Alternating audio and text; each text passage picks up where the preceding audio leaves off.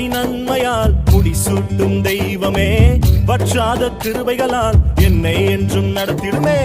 வருஷத்தை நன்மையால் முடிசூட்டும் தெய்வமே, வற்றாத கிருபைகளால் என்னை என்றும் நடத்திடுமே. தடைபட்ட நன்மைகள் இந்த ஆண்டு நடந்திடுமே, அடைக்கப்பட்ட கதவுகள் எல்லாம் இந்த ஆண்டு திறந்திடுமே. மகிமை மேல் மகிமை என்னை மறுரூபமாக்கும் மகிமை, மகிமை